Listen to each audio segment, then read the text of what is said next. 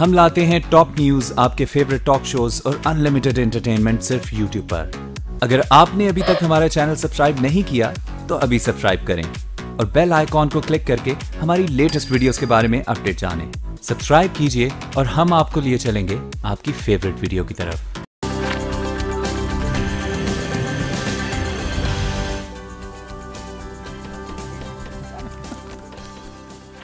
अस्सलामुअलैकुम, good morning. आज के साथ मैं हूं सबाशी और मैं हूं अली आबिद। हमेशा की तरह मेरे हाथ में ये कप मौजूद है, लेकिन आज इसमें चाय नहीं है। तो बिल्कुल, लेकिन इनके कप में जो है वो चाय है, मेरे कप में आज एक कॉफी है। और मैंने सोचा कुछ जो है वो रिवायत पसंदी तर की जाए, आज जो है वो कॉफी पी जाए। अब आप लोग यकीनन सोच रहे होंगे कि मौसम तो इतना ठंडा नहीं है, जब ठंडा मौसम थे और आज हल्की खुनकी है और उस पे ये जो है वो कॉफी पी रहे हैं। तो बहरहाल हर मौसम का अपना मजा होता है। गर्मी में तो कॉफी का और भी मजा है, जब आप कोल्ड कॉफी पिए तो और भी मजा आएगा। बहरहाल इस पर बात होती रहेगी।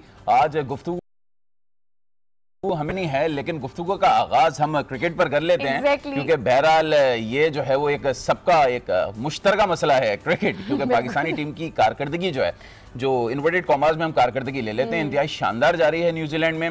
और जब ये टूर स्टार्ट हो रहा था तो बहुत बातें की जा रही थी कि इस टूर में तो जो है वो इस दफ़ा सारे रिकॉर्ड पाश कर दिए जाएंगे और हम जो है वो वाइट वॉश कर लेंगे और हम फला कर लेंगे, धमाका कर लेंगे। लेकिन देखने में यह है कि अब तक जो 3 वनडे खेले गए हैं उसमें सरफराज 11 ने ऐसी शानदार कारकर्दगी का मुजाहरा किया। और अगेन मैं कह रहा हूँ शामाज में। हाँ, बिल्कुल सही कह रहे हैं। अच्छा जनाब, 2018 के शुरुआत में जो है कौमी टीम ने बड़ा ज़बरदस्त किस्म का सरप्राइज़ दिया अपनी कारकर्दगी के हवाले से। और ये वही बात है जिसके लिए हम हमेशा कहते रहते हैं कि जी बॉलर्स हमारे आते हैं लेकिन बैटिंग जो है वो स्ट्रगल करती है। और अगर न्यूजीलैंड की पूरी सीरीज़ की बात की जाए तो अब डेफिनेटली कल टीम पहुंच चुकी है और कल एक और मैच होगा। और अब एक और बयान आया है सरफराज का कि जी ठीक है 3 मैचेस हम हार गए हैं, खैर है, लेकिन अब जो 2 मैचेस जो कौमी टीम है वो बहुत ज्यादा 100 से ऊपर कर लेंगे 100 से ऊपर कर लेंगे। जी हाँ बिल्कुल, कौमी टीम जो है वो एनर्जेटिक है और उनके मोराल्स एक दफा फिर से हाई हो गए। अब सोचने वाली बात यह है कि जब हम हार जाते हैं और इतनी बुरी तरह से हार जाते हैं तो उसके बाद एकदम से हमारे मोराल कैसे हाई हो जाते हैं। लेकिन जब हम उनको यहाँ से बेस्ट विशेस दे के भेजते हैं, टैक्टिक्स बता के भेजते हैं, कोचिंग करा के भेजते हैं, कैंप्स में भेजते हैं, तब उनके मोराल हाई नहीं होते। लेकिन ये हार ही होती है जो हमारी कौमी टीम का मोराल हाई करती है। क्या ये फॉर्मूला है हमारी टीम की जीत का? तो जनाब इसके ऊपर बात करेंगे और खुलकर बात करेंगे क्योंकि बड़ा जबरदस्त किस्म का दुख दिया है कौमी टीम ने हमें। तो जहां पर न्यूजीलैंड मैचेस के हवाले से बात होगी और कल भी एक बड़ा मैच है और let's hope for the best कि क्या करने जा रही है टीम, वहीं अब हम शामिल करेंगे हमारे आज के शो की टॉप स्टोरीज। मुझे भी गोली मार दो, ये असर रसूख वाले थे, कुछ नहीं सुनवाई हो रही है हमारी।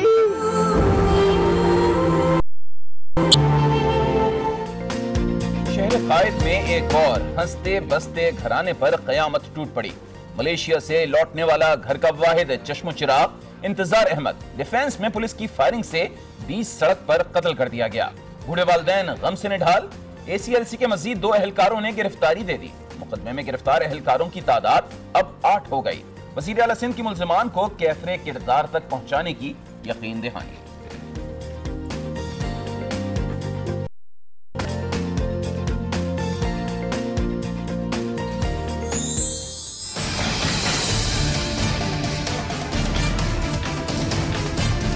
आमने सामने क्या एक प्लेटफॉर्म पे होंगे, साथ होंगे, 2-3 कंटेनर नहीं होने, एक ही स्टेज होगा। सानिया मॉडल टाउन पर होने वाले एहतजाज में इमरान खान और आसिफ अली जरदारी एक ही कंटेनर पर होंगे। कमर जमान कारा ने बता दिया। राना सनाउल्लाह ने मुल्क में इंतशार अपोजिशन की साजिश करार दे दिया। कहा अपोजिशन जमातें इंतशार फैलाने के लिए ताहिरुल कादरी को कंटेनर पर चढ़ाना चाहती हैं।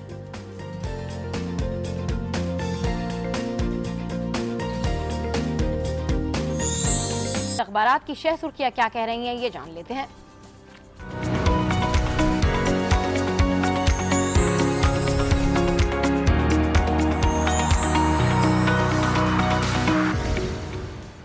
तो जी इस वक्त मेरे हाथ में जंग मौजूद है और एक बड़ी खबर है एहसन इकबाल के हवाले से। बलूचिस्तान में पाकिस्तान के खिलाफ खेला गया, जो हुकूमत की तब्दीली हुई है वो कह रहे हैं कि पाकिस्तान के खिलाफ ये खेल खेला गया है और ऐसी चीज़ों ने ही मशरक़ी बाजू को अलग किया था। बहरहाल इस हवाले से भी ये खबर है, इसराइल भारत जंगी मुआहिदा हुआ है, ये भी एक लीडिंग स्टोरी जंग ने लगाई है, लेकिन एक छोटी स्टोरी लगाई है, मैं चाहूंगा आज उसको डिस्कस करना चाहिए। जरीदा है दी इकोनॉमिस्ट, उसने कहा है कि आइंदा इंतखाबात में नून लीग फिर कामयाब होगी, ये दावा किया है। और उनका कहना है कि मुस्तहकम शरह नमू बरकरार रहेगी, रुपए की कदर में कमी है, ये इंतखाबात के बाद होगी। तो बहरहाल हम देख रहे हैं काफी दिनों से मुख्तलिफ तजियाकार हों या दानिश्वर हजरात हों या फिर सीनियर सहाफ़ी हों, वो ये कह रहे हैं कि नून लीग की मकबूलियत में थोड़ी कमी जरूर आई है, लेकिन बहरहाल अब भी कुछ मामलात ऐसे हैं कि आने वाले इंतखाबात में नून लीग अगर सादा अक्सरियत ना भी ले, लेकिन एक बड़ी जो है वो जरूर होगी पार्टी 2018 के जो आम इंतखाबात होंगे। बहरहाल हम देख रहे हैं कि मुख्तलिफ जो आलमी इदारे हैं, जो मुख्तलिफ अखबारात हों या फिर पाकिस्तान में मुख्तलिफ पोल्स हों, उसमें अब तक के नताइज के मुताबिक कि आने वाले इंतखाबात में शायद जो लीडिंग पार्टी होगी वो शायद मुस्लिम लीग नून होगी। बहरहाल फैसला आवाम को करना है, देखते हैं कि 2018 के इंतखाबात में क्या होगा। बिल्कुल। और अगर एक्सप्रेस की बात करें, बिजनेस रिकॉर्डर की बात करें, डॉन की बात करें, तो सब में एक ही चीज़ मेंशन हुई है और वो ये है कि जी 17 जनवरी से क्या होने जा रहा है, मुल्की सियासत बढ़ने जा रही है आगे, क्योंकि यही देखा जा रहा है कि जी पैट, पीटीआई और पीपल्स पार्टी भी बिल्कुल इत्तेहाद का मुजाहरा कर रहे हैं और एक साथ जो है धरने के लिए निकलेंगे। और कमर जमान कायरा जो है पीपल्स पार्टी के रहनुमा, वो यही कह रहे हैं कि जी इस दफ़ा पीपल्स पार्टी बताएगी कि वो अपने इत्तेहादियों को किस तरीके से किस साथ लेके चलती है और 16 जनवरी को डेडलाइन तय की जाएगी। 16 जनवरी को ये देखा जाना होगा इसकी ड्यूरेशन क्या होगी, कितना प्रोलॉन्ग होगा। तो एक तो ये खबर है, इस हवाले से हम पीपल्स पार्टी के रहनुमा से भी बात करेंगे कि वो किस तरीके से इस इत्तेहाद में शामिल होने जा रहे हैं, उनकी पॉलिसी क्या होगी।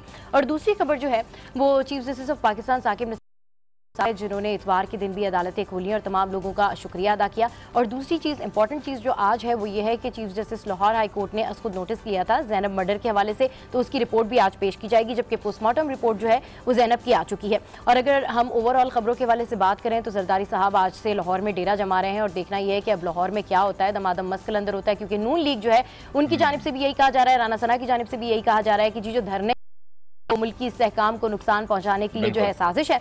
इसके अलावा नून लीग का जो स्टांस है, और जैसे कि बरतानिया के जरीदे के हवाले से एक रिपोर्ट पेश की गई है, उसमें यह भी मेंशन किया गया है कि गो के Noon League can come back again, मगर उसके बावजूद भी ये जो पनामा लीग्स का मामला है इससे उनके वोट बैंक पे असर तो पड़ेगा।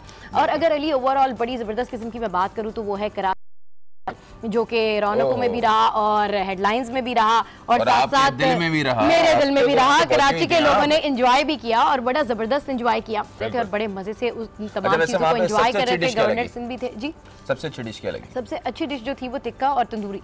टिक्का और तंदूरी। हाँ, और मजीद कितनी डिशेस थी? बहुत सारी डिशेस थी, बहुत सारे फ्रेंचाइज थे जिन्होंने अपने अपने स्टॉल्स लगाए हुए थे। कॉफी थी, चाय थी, बड़े मजे की। अच्छा, मैंने देखा वज़ीर आला सिंध आए तो लोगों का जो है वो जम्मे गफीर उनकी जानिब उमड़ आया और सेल्फी लेने के मूड में ज्यादा था। सेल्फी लेने के मूड में ज्यादा थे। मैंने भी जो है वो हमारे जो गवर्नर है उनके साथ में पिक्चर खिंचवाई है, सेल्फी भी ली है, बिल्कुल डेफिनेटली, और बहुत मजा आया है प्रोफाइल पिक्चर जी।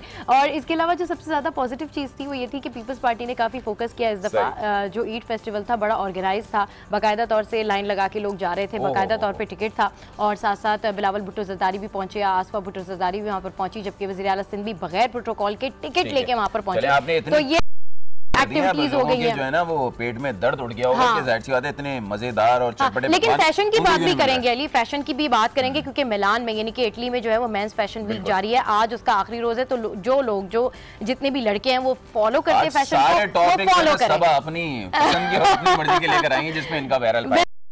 एक बड़ा जो है वो इंटरनेशनल डेवलपमेंट हुई है, उस सिलसिले में भी बता दें, जंग ने आज सबसे लीडिंग स्टोरी उसी पर लगाई है कि इसराइल भारत जंगी मुआहिदों के लिए तैयार हो गए हैं, क्योंकि किसी भी सहूनी वजीर आजम ने 15 बरस बाद पहला दौरा भारत किया, यानी कि 15 साल बाद कोई भी इसराइल का वजीर आजम जो है वो भारत के दौरे पर पहुंचा है। और जो हैं वो दीदा दिल फर्शे राह बन गए कल जब इसराइली वजीर आजम के इस्तकबाल के लिए उन्होंने प्रोटोकॉल को जो है वो खातिर में ना लाते हुए जो है वो आगे आने का फैसला किया और वो खुद एयरपोर्ट पहुंच गए। और उस पर नेतन्याहू जो इसराइली वजीर, भारतीय वजीर आजम मेरे करीबी दोस्त हैं। तो बहरहाल मैंने देखा है कि दुश्मन का दुश्मन दोस्त होता है, चूंकि पाकिस्तान जो है वो इसराइल का दुश्मन है। तो दुश्मन का दुश्मन दोस्त होता है। असल में इसराइल और भारत की बात आती है तो जरा एग्रेशन ज्यादा आती है। चलिए जी, इमरान खान साहब भी अगर मैं प्राइम मिनिस्टर बना तो दिल पर पत्थर रखकर ही सही ट्रंप से बातचीत तो कर रही है। साथ नाराजगी का भी इजहार किया है कि ट्रंप ने जो ट्वीट किए भाई उसके लिए वो बहुत ज़्यादा खफा हैं साल शुरू होते ही। तो जनाब अब हम चलेंगे हमारे मुख्तलिफ शहरों की जानिब और हमारे मुख्तलिफ शहरों में क्या हो रहा है। लाहौर में बढ़ेंगे जहाँ पर मौजूद होती है हमारी नुमाइंदा हुमा भट्ट और उनसे जानेंगे कि क्या सियासी और समाजी सरगर्मियाँ होने जा रही हैं। और जरदारी साहब के आज से डेरे हैं तो लाहौर शहर की रौनक के हवाले से, सियासत के हवाले से दुबाला होने जा रही हैं। जी हुमा भट्ट, गुड मॉर्निंग। आज गुड मॉर्निंग आज, और यकीनन सियासी और समाजी सरगर्मियां बहुत ज़्यादा हो रही हैं, क्योंकि एक तो इलेक्शन करीब आ रहे हैं, और दूसरा आजकल जो पनामा लीक्स के बाद से जो गर्मा गर्मी और बहस का सिलसिला जारी है, उसके बाद से कुछ ज़्यादा ही तमाम जो लीडर्स हैं वो इस वक्त लाहौर में डेरे लगाकर बैठे हुए हैं। आसिफ अली जरदारी भी आ रहे हैं, और यहाँ पर हम लोगों ने देखा चेयर्स वगैरह जो हैं वो पंजाब असम्बली को बिल्कुल सामने लगा दी गई हैं, और अभी मजीद जो है यहाँ पर बंद करना शुरू कर दी जाएगा। हालांकि 17 तारीख रखी गई है कादरी की तरफ से, लेकिन अभी तक हम लोग देख रहे हैं कि यहीं पर इसी वक्त जो बैनर्स वगैरह भी है वो भी लगाना शुरू कर दिए गए हैं।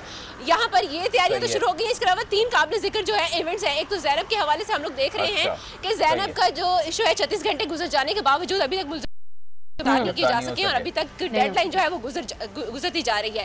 इसके अलावा हम लोग देख रहे हैं कि आज जमात इस्लामी की जो विमेन विंग है वो आज प्रेस कॉन्फ्रेंस करने जा रहा है, और साथ में एक प्रोटेस्ट भी करेंगे ज़ैनब के हवाले से उनके मुल्ज़मान की अदम गिरफ्तारी के खिलाफ। और आज पंजाब भर बल्कि कौमी जो मुहिम उसका बाकायदा तौर पर आगाज कर दिया गया है। तो लाहौर समेत पंजाब के जो 36 जैसे कि 17 तारीख को ताहिरुल कादरी साहब का एहतजाज शुरू होने जा रहा है, और उसमें उन्होंने कहा है, दावा किया है कि जरदारी साहब और इमरान खान साहब उनके साथ होंगे। एक जानिब इमरान खान होंगे, एक जानिब जरदारी साहब होंगे। तो क्या वो दोनों भी आएंगे या आदत ही भेजेंगे? देखिए, इमरान खान की तरफ से तो ये कहा गया है कि हम साथ खड़े रहेंगे। अब वो किस तरह के खड़े रहते हैं ये तो हम लोग कुछ नहीं बता सकते, लेकिन जरदारी साहब वो खुद नहीं आए। बिल्कुल इसी तरह ही है। मैं यही बात करने लगी थी कि वो बार बार बोलते तो हैं लेकिन सामने दिखाई नहीं देते, लेकिन उनके जितने भी नुमाइंदगान, मुझे नहीं लगता कि इस दफा इमरान खान साहब जो है वो यू टर्न मारेंगे। यहाँ पर पहुंच जाते हैं। ठीक, मैंने कहा कि मुझे नहीं लगता इस दफा यू टर्न मारेंगे, ऐसे करते हैं। ठीक है जी। हुमा भट्ट लाहौर से अपडेट कर रही थी, आपका बहुत शुक्रिया। और बहुत ज्यादा हुमा भट्ट जो है वो बहुत नजर आ रही है, क्योंकि सर्दी जो है उसमें थोड़ी सी कमी आ गई है। जब सर्दी में कमी आ जाती है तो आपको बोलने में जो है ना बड़ी ज्यादा, और आप बहुत ज्यादा एनर्जेटिक भी फील कर रहे होते हैं, क्योंकि सर्दियों में यूजुअली सुबह जब आप उठते हैं तो 5 मिनट के लिए आपका दिल करता है कि जी आप वापस हो जाएं। ऐसा होता है आपके साथ? बिल्कुल यकीनन होता है कि सर्दी में तो खासतौर पे कंबल से निकलने का दिल ही दिल नहीं कर रहा होता। खैर आगे बढ़ते हैं, और हमारे साथ वफाकी दारुल हुकूमत से हमें ज्वाइन किया है नासिर काज़मी ने, और नासिर काज़मी से पूछते हैं कि क्या सूरत हाल है, मौसम की क्या सूरत हाल है। जी नासिर काज़मी, गुड मॉर्निंग। आज आज हुमा और अली आप लोग बड़े फ्रेश नजर आ रहे हैं माशाल्लाह हमेशा की। नासिर, ये हुमा कौन है? सबा, सॉरी सबा वो हुमा का नाम है। हुमा की अभी आवाज सुनिए ना, इतनी एनर्जेटिक और इतनी फ्रेश आवाज सुनिए कि आपने सबा को बना दिया। सपोर्ट किया है। चले जी। बहरहाल आप दोनों माशाल्लाह बहुत अच्छा प्रोग्राम कर रहे हैं, बड़े फ्रेश नजर आ रहे हैं। Thank you so much. Islamabad में मौसम बहुत अच्छा है, सनशाइन है। सनशाइन है। मैं हमेशा अक्सर आपसे ये कहता हूँ कि इस तरह की आती है ना तो दिल करता है कि बंदा कीनू या माल्टे लेकर बैठ जाए और खाता रहे इस धूप के अंदर, तो बड़ा मजा आता है। कल मेरी छुट्टी थी और मैंने खासा एंजॉय किया इसी तरह करके। और इस्लामाबाद में मौसम वाकई खुशगवार है। और इसके साथ साथ जो एक्टिविटीज के हवाले से अगर मैं आपको बताऊं तो इस्लामाबाद में आज के हवाले से एक केस भी है। सुप्रीम कोर्ट के अंदर जो मरी में गैर कानूनी तामीरात 28 से मुतल्लिक केसेस हैं। इसके अलावा जो नैब कोर्ट में मरियम सफदर के खिलाफ जो नैब ने एक रेफरेंस दायर किया नासिर काज़मी, आप बिल्कुल रिपोर्ट करें इस्लामाबाद से, साथ साथ आप कीनू और माल्टो का भी जिक्र कर रहे हैं। उनकी तो जिक्र, और मरी का तो खासतौर पे मौसम बताइए, क्योंकि कल इतवार था और इस्लामाबाद से करीब ये ज्यादातर लोग मरी का रुख कर लेते हैं, तो मरी में कैसा मौसम है? बिल्कुल अली, यकीन करें कि मुझे कम से कम ना एक हफ्ते के दौरान जो मेरे दोस्त हैं उनकी कम से कम 10 से 15 कॉल्स रिसीव हुई हैं जिन्होंने मुझे कहा कि हमारी अकोमोडेशन का बंदोबस्त करें मरी के अंदर। तो बहुत सारे लोग आ रहे हैं। ये वो वाला सीजन है जिसमें यूजुअली बर्फबारी इस दफा पहले हो चुकी है, और अब जो मरी का मौसम है वो बहुत ज्यादा जबरदस्त है। उसकी वजह ये है कि बर्फ तो नहीं है लेकिन सनशाइन भी है, और वहाँ का जो एक प्लेजेंट मौसम है, ठीक है, बर्फ तो नहीं है लेकिन सनशाइन भी है, लोग आ भी रहे हैं। इन्होंने कहा है कि इनके दोस्तों के फोन आ रहे हैं कि अकोमोडेशन का बंदोबस्त करवा दें। तो अगला फोन अब मेरा आना है और फिर सबा का आना। बहुत शुक्रिया नासिर काज़मी आपका। और सब हम देख रहे हैं कि मौसम जो है वो मुल्क भर में इंतहाई शानदार है। खासतौर पर अगर हिल स्टेशन की बात करें तो लोग जो है वो छुट्टी का जैसी मौका मिलता है फौरी तौर पर रुख करते हैं हिल स्टेशन का। खासतौर पर इस्लामाबाद के वासियों के लिए तो बड़ी इंपॉर्टेंट, बिल्कुल हिल स्टेशन का जो है वो रुख करते हैं। खैर गुड मॉर्निंग। आज मैं यहाँ वक्त एक ब्रेक का, सो कहीं जाएगा मत, don't go anywhere, stay with us. Good morning. आज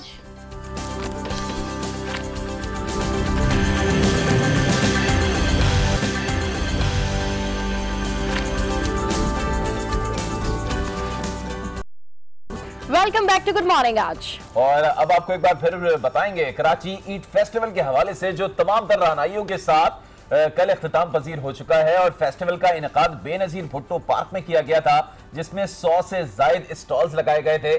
सबा ने कोई स्टॉल तो नहीं लगाया था, लेकिन बहरहाल भरपूर तौर से लुत्फअंदोज बिल्कुल। और मैं भी वहां पर गई थी और हमारी नुमाइंदा शाजिया अरशद भी वहां पर गई थी और बहुत जबरदस्त जो है वो पैकेज बनाकर लाई है। तो आइए चल के देखते हैं, लेट्स गो। यहाँ पर हम देख रहे हैं कि हर तरह से कराची के शहरी इंजॉय कर रहे हैं। बहुत सारे फेमस आर्टिस्ट हमें यहाँ पर नज़र आए हैं, बहुत आवाम है यहाँ पर। लोगों ने इस ईद फेस्टिवल को एक खुशगवार हवा का झोंका करार दिया है। कराची में जिस तरह का माहौल है और इस तरह की तफरीही मौक़े ज़रा कम मिलते हैं आवाम को, लेकिन जब ईद फेस्टिवल लगाया गया तो पूरे शहर कराची से हर तरफ के लोगों के आम जारी है। कई तरह के यहाँ पर स्टॉल्स हैं, खाना पीना भी है, बच्चों के झूले भी हैं, हर तरह के तफरीह के मौके हैं। आर्टिस्टों की आमदोरफ्त भी मुस्तकिल यहाँ पर जारी है। हम भी आज ईद फेस्टिवल को एंजॉय करने के लिए यहाँ पहुँचे हैं। देखते हैं आगे के ईद फेस्टिवल में और हमें क्या क्या मिलता है। आइए हम आपको भी सैर कराते हैं।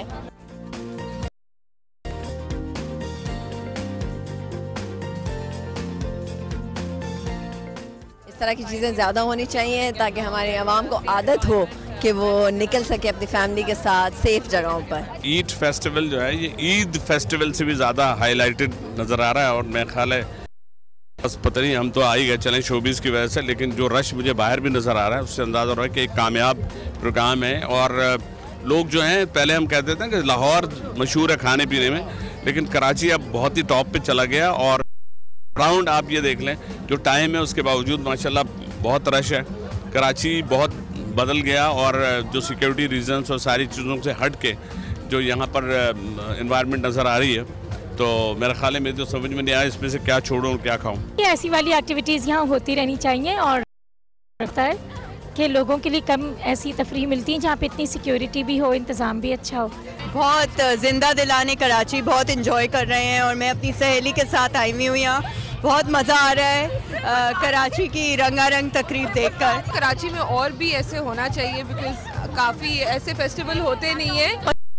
ज़रूरत थी इस टाइप की इंटरटेनमेंट के लिए, हमारे बच्चों के लिए उनको जगह चाहिए घर से निकलने के लिए, एंजॉय करने के लिए। उनको महदूद करके हम घर में रख देते हैं तो वो ग्रो एक होती है ना ग्रोथ सोशल, वो होती नहीं है सही। तो बहुत यहाँ पे हमें मुख्तलिफ तरह के स्टॉल्स भी नज़र आए हैं जो कि बच्चों की तफरीह के लिए हैं। उनको पेंटिंग भी करवाई जा रही है जिसमें कि फेस पेंटिंग भी आती है, पेपर पेंटिंग भी आती है। यहाँ जैसे कि मेरे पीछे दिखा सकें, यहाँ पर बहुत सारे बच्चे हैं जो कि तफरीह के लिए आए हुए हैं, वो यहाँ पर पेंटिंग कर रहे हैं, कुछ एक्टिविटीज़ हैं। इसके अलावा खाने पीने में यहाँ पर हर तरह जिसमें कि चाइनीज़ भी है, फास्ट फूड भी है, देसी खाने भी हैं, पराठा, बर्गर, रोल, कबाब, हर तरह के खाने यहाँ पर आवाम के लिए रखे गए हैं ताकि वो लोग आएँ और यहाँ पर एंजॉय करें इस फेस्टिवल को। बिरयानी खाई है, नान कबाब खाया है और डोनर मालपूड़ा, नई नई चीज़ें, तो अच्छा है। Pretty good actually. It's my second time over here, so it's going good so far. We and my friends enjoy तो कर रहे हैं, मगर I've heard कि बहुत ज़्यादा मिसमैनेजमेंट है, कोई वॉलंटियर नहीं है टू हेल्प यू आउट कि where to go and what to do like that. देखकर खुशी होती है, लोग एंजॉय कर रहे हैं, अच्छा मौसम है, अच्छा वेदर है, लोग कूल एंड माइंड है। इस फेस्टिवल में हमने लोगों से बातचीत की, उनके तासुरात जाने इस फेस्टिवल के हवाले से कि इस तरह के मौके कराची में या कराची वालों को बार बार से प्रोवाइड करने चाहिए। यहाँ पर आने वाले लोगों का कुछ का ख्याल है कि यहाँ पर थोड़ी मिसमैनेजमेंट नज़र आ रही है क्योंकि आवाम का रश बेइंतहा है। इसके अलावा मुख्तलिफ कंपनीज़ की कमेटियाँ भी यहाँ पर हैं जो कि मुख्तलिफ तरह के पैगाम दे रहे हैं लोगों को, चाहे वो सफाई सुथराई के हवाले से हो, खाने पीने के हवाले से हो। यहाँ पर सिक्योरिटी का इंतज़ाम भी बहुत बेहतरीन हमें नज़र आया है। हर तरफ रेंजर पुलिस की फोर्स है जो कि आवाम को गाइड कर रही है कि उन्हें किस तरफ जाना है, किस तरह से जाना है। आवाम का कहना है कि इस तरह के प्रोग्राम होते रहने चाहिए तफरीह के लिए और यहाँ से एक अच्छा मैसेज जाता है इंटरनेशनल लेवल पर भी पाकिस्तान के हवाले से कि पाकिस्तान एक अमन पसंद मुल्क है।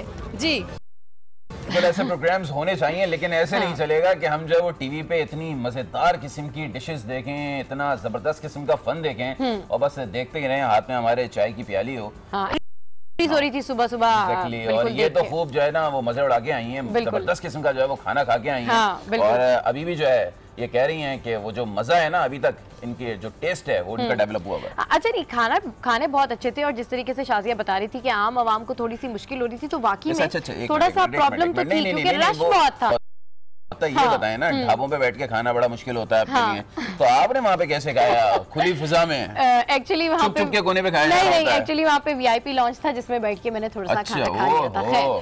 खैर जनाब, खानों की बात हो गई, लेकिन एक और बात जो कि पूरा पाकिस्तान ही कर रहा है और कल के हवाले से बड़ी ज्यादा जो है वो उसको इम्पोर्टेंस हासिल अब हमारी क्रिकेट। और सैड न्यूज की बात तो नहीं है, अब हमें आदत पड़ चुकी है पाकिस्तान के हवाले से, बिल्कुल अनएक्सपेक्टेड टीम है। आदत पड़ गई है। Senior sports journalist Abdul Majid Bhatti साहब हमारे साथ लास्ट टाइम हमारे साथ आए हुए थे और बड़ा होप का इजहार कर रहे थे, लेकिन कह रहे थे कि टफ टाइम भी मिलेगा न्यूजीलैंड में पाकिस्तानी क्रिकेट टीम को। तो एक बार फिर हमारे साथ मौजूद है, उनसे बात कर लेते हैं। भट्टी साहब अस्सलाम वालेकुम और वेलकम टू गुड मॉर्निंग। आज वालेकुम अस्सलाम अली सर, कैसे आप? ठीक ठाक हैं? अल्हम्दुलिल्लाह अल्हम्दुलिल्लाह। सर ये सबा कह रही हैं कि आंसू बहाने की आदत डाल लेनी चाहिए। देखें, सुबह हम जिस फील्ड में काम करते हैं बहुत मुश्किल काम है कि सुबह उठना। आप लोग मेरा ख्याल एक बहुत ही मुश्किल काम कर रहे हैं। सुबह सवेरे जागना एक मीडिया पर्सन के लिए एक बहुत ही तकलीफदेह काम है। जी अच्छा सर, क्रिकेट टीम के ऊपर बात करेंगे। जो हमारी क्रिकेट टीम है, जिस तरीके से आप यहाँ पर आए थे, हम सब बेस्ट विशेस भी दे रहे थे, बड़े पुरुमीद थे, क्या हुए सर? बस देखें, अच्छी के लिए उम्मीद रखनी चाहिए। मैं बड़ा आपको तो बॉलिंग भी अच्छी चली थी, उसी वजह से मुझे लग रहा था कि बस सीरीज हमारी। पहले मैं एक और वीडियो देख रहा था, जब मिकी आर्थर ने हैमिल्टन में कल जब चौथा मैच होगा उससे पहले जब उन्होंने कहा जी आखिरी 2 मैच जीतकर अच्छे नोट के साथ सीरीज खत्म करना चाहते हैं, तो बस हमें उम्मीदों पर उन्होंने रखा हुआ है कि भी अगला मैच बेहतर खेलेंगे, अगला मैच बेहतर खेलेंगे। अगला मैच कब बेहतर खेलेंगे ये नहीं पता। मेरे ख्याल में अब हमें चंद नए प्लेयर्स को डालना होगा। 2019 का वर्ल्ड कप ज्यादा दूर नहीं है, तकरीबन 14-15 महीने रह गए। तो मेरे ख्याल में वर्ल्ड कप की तैयारी करने के लिए अब बड़े नामों को हम कब तक लेके चलेंगे? सर वर्ल्ड कप की तैयारी हम कैसे करेंगे? हमारे कप्तान को तो यही नहीं समझ में आ रहा कि उसको किस पोजीशन पे आके खेलना चाहिए, क्योंकि आधी आवाम तो ये कहती है जी ओपनिंग करें तभी वो सेटल रहेंगे, क्योंकि उनकी विनिंग कॉम्बिनेशन बॉडी जो थी वो कहीं कहीं विन विन सिचुएशन उनकी लॉस लगती है। अब देखिए, अगर कप्तान अपने आप को कॉन्फिडेंट नहीं बना पा रहे हैं तो फिर मिकी आर्थर जो 18-20 लाख रुपए ले रहे हैं, सही, तो मिकी आर्थर को चाहिए कि कप्तान को हौसला दिलवाएं। कोचेस बैठे हुए हैं, सही, इंजमामुल हक पाकिस्तान की तारीख के कामयाब तरीन बैट्समैनों में से एक है, उनको चाहिए कि कप्तान को हौसला दें। सरफराज अहमद तो यही कहते हैं मैं टीम में लड़कों को चांस दे रहा हूं ताकि वो भी आगे आ सकें, वो भी अपने आप को प्रूव कर सकें। देखिए, एक बात है कि ये इतनी मुश्किल बैटिंग कंडीशन है जहाँ पर अजहर अली, शोएब मलिक और मोहम्मद हफीज, इन 3 का नाम मैं बार बार इसलिए ले रहा हूँ, ये सीनियर मोस्ट प्लेयर है और 8-10 बार कर चुके हैं और 2.5-3 सर, मगर ये तीनों कुछ कर भी नहीं रहे हैं इस सीरीज में, कुछ खास कारकर्दगी भी नहीं है। मेरा यही सवाल है कि जब इन जो स्पेशलिस्ट बैट्समैन है इनसे स्कोर नहीं हो रहा, बाबर आजम कहाँ है? बाबर आजम। लेकिन भट्टी साहब आप वही वाली बात कर रहे हैं ना कि ना स्पेशलिस्ट बैट्समैन चल रहे हैं, ना टॉप ऑर्डर चल रहा है, थोड़ा बहुत अगर चल रहा है तो वो लोअर ऑर्डर चल रहा है, तो लोअर ऑर्डर भी तो चल रहा है ना। और जैसे कि कहा जा रहा है कि लोअर ऑर्डर इसलिए चल पाता है कि उस वक्त तक गेंद जो है वो थोड़ी खराब हो चुकी होती है, आसान होता है बैटिंग करना, तो हो सकता है सरफराज इसलिए नीचे के नंबरों पे आते हो कि शायद उस वक्त अच्छी बैटिंग कर सकते जब अच्छा कंपैरिजन नहीं होगा तो। देखिए, सरफराज तो वैसे भी पिछले मैच में 9वें-10वें ओवर में सरफराज अंदर आ गए थे और एक गेंद नहीं, अब जो वनडे क्रिकेट हो रही है दोनों एंड से नई गेंदें यूज हो रही है। गेंद तो पुरानी 50 ओवर की क्रिकेट में वहाँ पर इतनी ग्रासी ग्राउंड है कि गेंद तो पुरानी नहीं हो पा रही है। मसला ये कि हमारी है वो खराब है और वो साल से हम देख रहे हैं कि ना ये बैट्समैन ग्रांड फ्लावर हमारे बैटिंग कोच हैं, वो क्या कर रहे हैं सर? समझा रहे हैं मेरे ख्याल में इस पूरी टीम मैनेजमेंट में, बल्कि प्लेयरों में अगर शोएब मलिक को निकाल लें, ग्रांड फ्लावर वो आदमी है जो मुस्तकिल पिछले 5 साल से पाकिस्तान टीम के साथ है। बिल्कुल 5 साल में ग्रांड फ्लावर ने पाकिस्तान क्रिकेट के लिए क्या डिलीवर किया? नजम सेठी साहब कहाँ गायब है? मुझे तो सही कह रहे हैं सर, बिल्कुल सही कह रहे हैं आप, के सारे के सारे गायब हैं, आधे से ज्यादा तो छुट्टियों पर ही थे। परफॉर्मेंस चार्ट होना चाहिए सामने कि आपने क्या किया क्या नहीं। चीफ कोच को तो निकाल देते हैं, 2 साल का टाइम देते हैं कि अगर आपने रिजल्ट ओरिएंटेड काम नहीं किया तो हम जो है वो आपको नहीं रखेंगे। तो बैटिंग कोच ग्रांड फ्लावर के लिए ये फॉर्मूला क्यों नहीं है? देखिए, सबके लिए फार्मूला होना चाहिए और अकाउंटेबिलिटी होनी चाहिए। और इनकी जब हम जीतने की जो परफॉर्मेंसेस है रिपोर्ट करते हैं तो हारने की बिल्कुल सही कह रहे हैं सर, अकाउंटेबिलिटी होनी चाहिए। इससे पहले कहा जा रहा था कि सीरीज के अंदर अगर ये जो मैचेस होंगे, तीनों मैचेस होंगे, इसके बाद चेंजेस होंगे। अब कल के मैच के लिए आपको क्या लग रहा है, क्या चेंज कर सकते हैं आप? देखिए अब तो डू एंड डाई सिचुएशन है, इन लड़कों ने वापस भी आना है और उनका फ्यूचर जो है इन्हीं 5 मैच में, इसलिए कह रहा हूँ कि 20 भी बाकी, अगर इन 3 T20 और 2 वनडे मैचों में ये लड़के अच्छा परफॉर्म नहीं कर सकते तो फिर तो मेरे ख्याल में ऑपरेशन क्लीन अप जब कराची में हो सकता है तो पाकिस्तान टीम में भी हो सकता है। लेकिन भट्टी साहब ये माजी में भी बहुत हुए हैं ऑपरेशन क्लीन अप, वही होता है 3-4 महीने के लिए अच्छा है और तब अच्छी होती है जब मुत्तहिदा अरब अमारात में सीरीज आ जाती है, फिर जब वो जाते हैं बाहर ममालिक और वहां पर खेलते हैं तो फिर यही सूरत हाल होती है।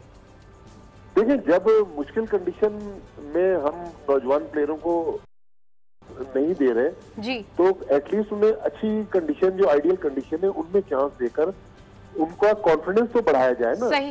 लेकिन नौजवानों को मौका कब देंगे? ये जो एक मखसूस 18-20 लड़कों के गिर्द पाकिस्तान की टीम घूम रही है, मेरे ख्याल में अगर आमिर यामीन टीम के साथ ट्रेवल कर रहे हैं तो आमिर यामीन को खिलाना चाहिए, बिल्कुल खिलाना चाहिए, चांस ले लेना चाहिए, जब हार ही रहे तो फिर एक चांस भी ले लें।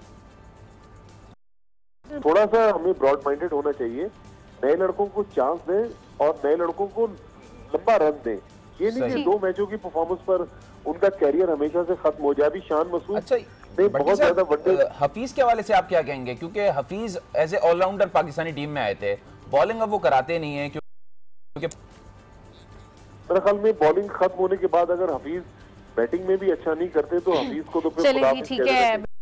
बिल्कुल हमारे साथ माजिद भट्टी साहब मौजूद थे और इंतहाई अहम टॉपिक के ऊपर बात कर रहे थे, डेफिनेटली जो क्रिकेट के हवाले से, और जिस तरह वो परेशान है उसी तरीके से पूरे पाकिस्तानी कौम परेशान है और मैं और अली भी परेशान है। पोस्ट में जाए और पाकिस्तान क्रिकेट टीम इंतहाई नाक़िस कारकर्दगी का मुजाहरा कर रही है। अब तक 3 वनडे खेले गए हैं, तीनों के 3 हार चुकी है और एक तरीके से वो सीरीज तो हार चुकी है। 5 वनडे खेलने हैं पाकिस्तानी टीम को और अब वो 3 हार चुकी है, तो सीरीज तो पहले से ही वो लूज कर चुकी है। लेकिन बहरहाल हमें उम्मीद है कि अगले आने वाले जो 2 वनडे मैचेस हैं उनमें शायद खातिर खा पाकिस्तान का मुजाहरा कर दे और चौथे वनडे में कामयाबी के लिए भरपूर प्रैक्टिस भी की है पाकिस्तानी टीम, भरपूर प्रैक्टिस भी की है। और सरफराज अहमद यही कह रहे हैं कि जी ठीक है, जो टीम की नाकामी है उसको मान लेते हैं और टीम का जो कॉम्बिनेशन था वो इतना ज्यादा बेहतर नहीं था, इसलिए इबरतनाक शिकस्त का सामना वाले से हमारी नुमाइंदा शाजिया अरशद ने कुछ खिलाड़ियों से भी बात की। आइए आपको सुनवाते हैं कि ये क्रिकेटर्स क्या कह रहे हैं।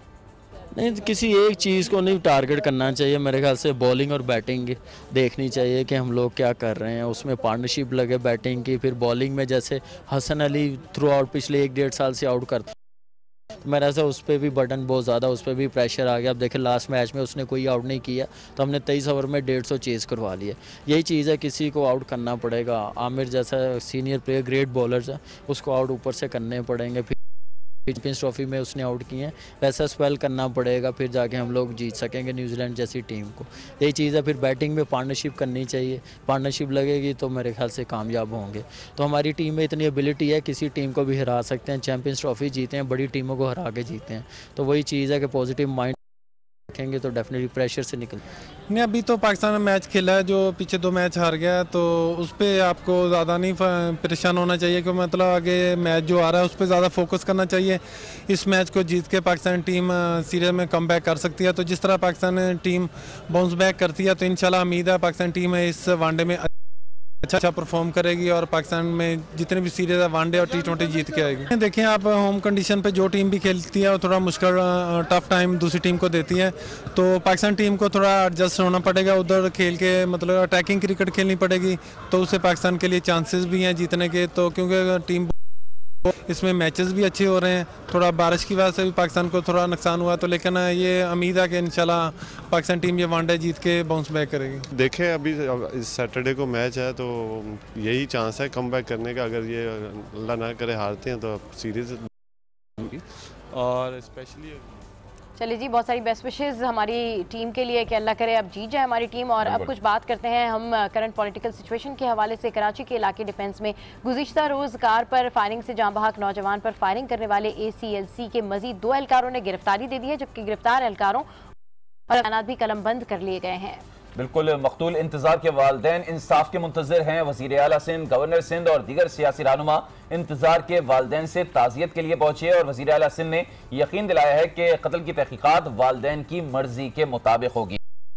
आने वाले दिनों में क्या होगा, इस सिलसिले में मजीद क्या पेशरफ्त होगी, सिंध हुकूमत इसको किस तरीके से देख रही है, इस वक्त पीपल्स पार्टी की अहम रहनुमा शैला रजा हमारे साथ मौजूद हैं। बहुत बहुत शुक्रिया शैला साहबा, आपने हमें ज्वाइन किया। Welcome to good morning. आज जरा कुछ बताइएगा इस केस में अब तक क्या पेशरफ्त हुई है सिंध हुकूमत के हवाले से? जी शाला साहिबा। शुक्रिया, सुबह आपने मुझे अपने साथ ऑन बोर्ड। हुकूमत हर वक्त एक इम्तहान में ही होती है और वो इम्तहान सबसे कड़ा होता है जब गवर्नमेंट पॉलिसीज के खिलाफ काम हो, डिपार्टमेंट पॉलिसीज के खिलाफ। और ये बच्चे की जो कत्ल है ये बहुत ही, क्या कहूँ, मेरे पास तो अल्फाज ही नहीं है, क्योंकि आप सिर्फ हुकूमत नहीं, माँ भी होते हैं, बाप भी होते हैं, और किसी माँ को इस तरह नहीं देख सकते जो कि कल हम सारे दिन टीवी पे देखते रहे और जब बच्चे की पिक्चर आती थी तो मैं अपना मुंह दूसरी तरफ कर लेती। सही कह साहब भी गए हैं और सब लोग गए हैं और गिरफ्तारियां भी दी हैं, इंसाफ भी हो जाएगा, लेकिन बस मैं ये समझती हूँ कि माँ साहिबा जो वाकया हुआ उन्हें कभी अपना बच्चा। जी शैला साहिबा, जो वाकया हुआ है, डेफिनेटली जितना अफसरदा आप हैं उतने पाकिस्तान में तमाम माएँ अफसरदा हैं, लेकिन अब उनकी जो माँ का मुतालबा है वो यही कहती हैं कि 19 नवंबर को मेरा बेटा आया और इस तरह का हादसा उसके साथ हुआ, अब मुझे इंसाफ चाहिए। तो अब आपको क्या लगता है कि इस मामले में सिंध हुकूमत किस तरीके से उनको हेल्प आउट कर सकती है कि उनको जल्द अज जल्द इंसाफ मिले? देखिए, एक तो ये है कि ये बहुत अच्छा हुआ, इतना ज्यादा संजीदगी से चले गया, वजीर आला समेत सब उनके घर गए जी, लेकिन जो लोग पकड़े गए हैं और कुछ ने कुछ गिरफ्तारी भी दी है। सही। अब सिर्फ ये है कि हम ये देखते हैं कि हमारी अदलिया इनको किस तरह फैसला देती है, क्योंकि लोग पकड़े गए हैं। ठीक है। और हम भी ये चाहते हैं कि जो लोग पकड़े गए हैं और कुछ ने कुछ रात को गिरफ्तारी भी दी है कि इनका स्पीडी ट्रायल और लोगों को अपनी गैर जिम्मेदारी की सजा मिलनी चाहिए। और बस मैं एक बात जरूर कहूँगी कि ये इबरत होगी उनके लिए जो कि अपनी ड्यूटी को सही तरीके से अंजाम नहीं देते और हाथ में हथियार का मतलब सही नहीं लेते, लेकिन जो एक ख्वाहिश है माँ बाप की, तो उनसे उनका बेटा कभी नहीं मिलेगा। बिल्कुल, एक बहुत बड़ा सानिया हुआ है और वालिदैन के लिए तो इसको बर्दाश्त करना इंतहाई मुश्किल होता है। बहरहाल आप हमारे साथ मौजूद थी शैला रज़ा साहिबा, बहुत बहुत शुक्रिया। और इंतहानी भी कराई है वालिदैन को कि अगर वो चाहते हैं तहकीकात के लिए जुडिशल इंक्वायरी की जाए तो वो भी सिंध हुकूमत कराने के लिए तैयार है। बिल्कुल, सिंध हुकूमत कराने के लिए तैयार है। और अगर लॉ की बात की जाए तो डेफिनेटली अब जो कानूनी इदारे हैं, अदालतें इंतहाई मुतारिक है और उम्मीद यही की जाती है कि अगर अब किसी के साथ नाइंसाफी होगी तो इसको इंसाफ जरूर मिलेगा। गुड मॉर्निंग आज में यहाँ वक्त ब्रेक का, कहीं जाएगा मत, don't go anywhere, stay with us, keep watching good morning आज।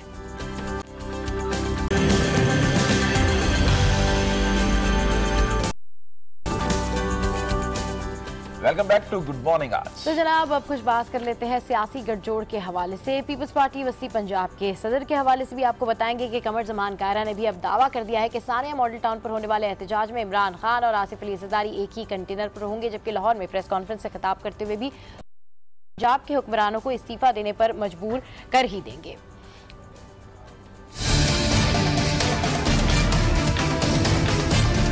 आमने सामने क्या एक प्लेटफॉर्म पे होंगे, साथ होंगे, उसके 2-3 कंटेनर नहीं होने, एक ही स्टेज होगा। हर जमात का अपना अपना कंटेनर नहीं होगा, ये एक स्टेज होगा, एक स्टेज पे सब होंगे। हुक्मरानों को मजबूर करेंगे कि वो अपने ओहदों से अलग हो। अब ये कादरी साहब ने मंतर पढ़ा था या कोई वजीफा पढ़ा था कि आखिर किस तरीके से उन्होंने दो इंतहाएं दी। इमरान खान उनको एक साथ बिठा भी लिया है और अब जैसे कि कायरा साहब भी कह रहे हैं कि जरदारी साहब भी उसी कंटेनर पर मौजूद होंगे जिस कंटेनर पर इमरान खान होंगे और क़यादत जो है वो ताहिरुल क़ादरी साहब करेंगे। बहरहाल पीपल्स पार्टी के रहनुमा शौकत बसरा हमारे साथ मौजूद हैं, उनसे जान लेते हैं। बहुत बहुत शुक्रिया बसरा साहब, वेलकम टू गुड मॉर्निंग आज। कैसे हैं आप? अल्हम्दुलिल्लाह, हम सब खैरियत से हैं। अब जरा ये तो बता दें कि क़ादरी साहब ने कौन सा मंत्र पढ़ा था, कौन सा वजीफा किया था कि दो इंतहाएं जो है वो अब एक ही कंटेनर पर सवार होंगी? अली भाई, ये इशू ना तो मंत्र का है ना ये जादू का है, ये एक ऐसा मसला है जिसके साथ पाकिस्तान के खुदा के अमन व अमान और उनकी जानों की सूरत हाल जुड़ी है। ये इंसानी मामला है। सियासत को एक तरफ रखने मुझे बताइए, हुकूमतों का अवलिन फर्ज होता है जानो माल का तहफ़्फ़ुज़, उनकी सेहत, उनकी तालीम देखना। अगर हुकूमत ही खल्क़े खुदा और मखलूक़ खुदा की कत्लो गारत में मुलव्वस हो जाए, उनको भेड़ बकरियों की तरह ज़िबा करना शुरू कर दे, तो मुझे बताइए कि मामला कहाँ चले जाएंगे। बड़ा मामला क्लियर है, बाकर नजवी रिपोर्ट आ गई और यही शहबाज शरीफ जिन्होंने कहा था, अपने सीने पे हाथ मार के कहा था कि अगर रिपोर्ट मेरी तो इशारा भी उठा तो मैं मुस्ताफी हो जाऊंगा। अब ये उसका भी अगर आप कत्ल देख लें, ये कंटिन्यूटी है मॉडल टाउन की। आज देख लीजिए 12-13 दिन वो भी गुजर गए हैं, सीसीटीवी फुटेज भी मौजूद है, उसके कातिल भी नहीं पकड़े जा रहे। तो इसलिए अब इसके ऊपर कोई सियासत नहीं है। तमाम जमातों ने बिल्कुल सही कह रहे हैं बसरा साहब, इसके ऊपर कोई सियासत नहीं है। जबकि कमर जमान कायरा ने भी कहा है कि बाकर नशवी की जो रिपोर्ट है उसके ऊपर कोई कॉम्प्रोमाइज उससे कम पर नहीं मानेंगे। अगर मुतालबात ना माने गए तो धरना प्रोलॉन्ग भी हो सकता है। जी सर, बिल्कुल 100% इसमें कतई दो राय नहीं है। अब नहीं तो कभी नहीं। अब ये डिसाइसिव मूव है। मैंने पहले भी आपके प्रोग्राम में कहा था, जनवरी में सियासी जल्जला आएगा और जल्जले की दर्जा हरारत बहुत ज्यादा होगा, क्योंकि लातों के बूथ बातों से नहीं मानते। आप देख लीजिए हमेशा आप इस दफा कह रहे हैं कि पूरी ऑपोजिशन मिलकर धर्म तख्ता करेगी। राना सनाउल्लाह है जिस ढिठाई हुए हैं, और ज़ैनब बीबी और ज़ैनब बेटी जो हमारी है उसके ऊपर भी जो इनके बयान आ रहे हैं वो आपके सामने है। एक पंजाब का वजीर आला चोरी छुप कर उनके घर जाता है और मिल मिला के वापस आ जाता है। देखिए बात बड़ी मुख्तसर सी है, कंटेनर नहीं होगा, ये एक जलसा होगा जिसमें स्टेज होगा जिसमें सब कायदीन होंगे। सही, उस आपके सामने सारी चीजें अनफोल्ड होती चली जाएंगी। ये चीजें अब मैंने अब कहा था 31 जनवरी या 30 जनवरी है, उससे पहले मामलात अगर शहबाज शरीफ और राना सनाउल्लाह मुस्ताफी नहीं होते और ये जान नहीं छोड़ते, हालांकि इस वक्त तो जमातें इस हद तक है कि अब हुकूमत वाइंड अप, ये समझता हूं बतौर एक सियासी कारकुन कि अगर ये मुस्ताफी हो जाए तो शायद सिस्टम बच जाए और सेनेट का इलेक्शन भी हो जाए। बसरा साहब, अगर आपको वैसे क्या लग रहा है, रैप अप हो जाएगा, ये लोग मुस्ताफी हो जाएंगे इसको? मैंने आपको पहले कहा है, बिगड़े तिगड़े ना डंडा पीर। ये वो आपने उर्दू में वैसे मैं बता देता हूँ, 100 जूते और 100 प्याज वाली आपने बात सुनी होगी। ये तो इक़्तिदार के पुजारी हैं, इनको पाकिस्तान से, पाकिस्तान की सालमियत से, पार्लियामेंट से, जमहूरियत से कोई गर्ज नहीं है। शरीफों की जमहूरियत है, वो चाहते हैं जब हम हुकूमत में हो तो पाकिस्तान भी ठीक है, फौज भी ठीक है, अदलिया भी ठीक है, इदारे भी ठीक है। अगर वो ना हो तो फिर क्या लेंगे?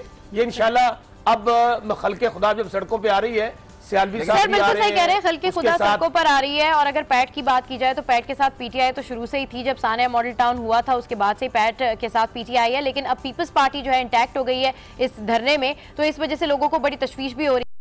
रिवायती हरीफ रहे हैं और उसके बाद अब एक इशू पे, अवामी इशू पे एक होने जा रहे हैं। This is very good thing. लेकिन अगर धरना प्रोलॉन्ग होता है तो क्या तमाम कायदीन, मरकजी कायदीन भी तब तक कंटेनर्स पर रहेंगे, स्टेज पर रहेंगे, तब तक एहतजाज की सियासत पर रहेंगे, धरने की सियासत पर रहेंगे? रिजॉल्व नहीं हो जाता?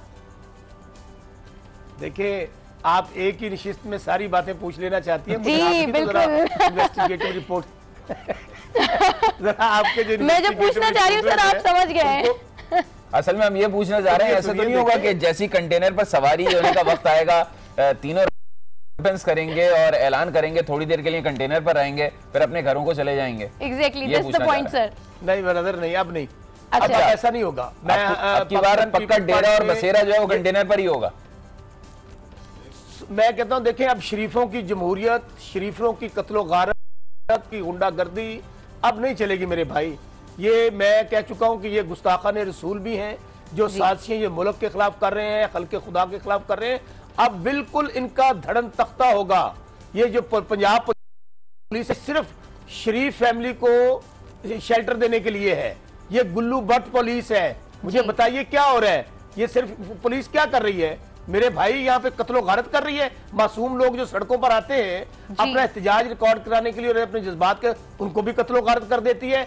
इसलिए अब मेरे भाई के तमाम जमातों का एक ही एजेंडा है कि बाकर, ये जो इशू है खास तौर पे मॉडल टाउन वाला, भाई 15 लोग कत्ल होते हैं यार, 100 लोगों को गोलियां मारी जाती हैं, आपके सामने है, दिन दिहाड़े का वकूआ है। और मैं खुद इनका शिकार बैठा हूं शरीफों का। शहर है, मेरे शहर के अंदर मुझ पर कातलाना हमला हुआ। इन्होंने अपने गुल्लू भट्ट पुलिस वाले शामिल थे, एक वो सियासी यतीम है इजाजुल हक और वो वाइटल चाय वाले कारोबारी टोला है, उन्होंने मुझ पर कातलाना हमला किया। मेरा जो पीएस था वो शहीद हो गया, मैं शहीद जख्मी हुआ। ये इनका तरीका वारदात है। ये अपने सियासी मुखालफीन को, अपने सियासी बिल्कुल सही कह रहे हैं आप सर, सारे सियासी तरह स्टेप उठाते हैं जी, अवामी मकसद के लिए आप सारे एक इंसाफ भी मिले। सर 16 जनवरी को कहा जा रहा है कि एक मुतफिका तौर पर इजलास होगा जिसमें हिकमत अमली तय की जाएगी, तो उस हवाले से भी कुछ बताइए। देखिए बात मामला सारे तय हो चुके हैं। अच्छा, अब तरीकाकार है किस स्टेप पे क्या करना है। पहला तरीकाकार आपको बता चुके कि 17 तारीख और जो 16 को हम तय करेंगे कि जलसे के बाद हमने लाहे अमल क्या देना है, और डेफिनेटली उससे अगली मूवमेंट जो होगी वो धरने की तरफ जाएगी। और धरना होगा या लॉन्ग मार्च होगा। और आखिरी स्टेप अगर शरीफ मुस्ताफी नहीं होते तो फिर ये जो असेंबलियां उनमें बैठना मैं समझता हूं बेकार है। वो असेंबलियां कत्लो गारत के लिए या लूट मार के लिए शरीफों के लिए नहीं बनाई गई हैं। फिर हम आखिरी ऑप्शन तक भी जा सकते हैं। अच्छा बसरा साहब, लेकिन ये तो बताएं, लोग ये जानना चाहते हैं 16 तारीख को आप लोग ऐलान करेंगे कि धरना देना कब है? ये धरना सेनेट इलेक्शन से पहले दिया जाएगा, बाद में दिया जाएगा? भाई कल किसने देखी है मेरे भाई? सेनेट इलेक्शन तो बहुत दूर है यार। लेकिन 2 दिन पहले जरदारी साहब ने कहा कि सेनेट इलेक्शन होंगे, हर सूरत होंगे।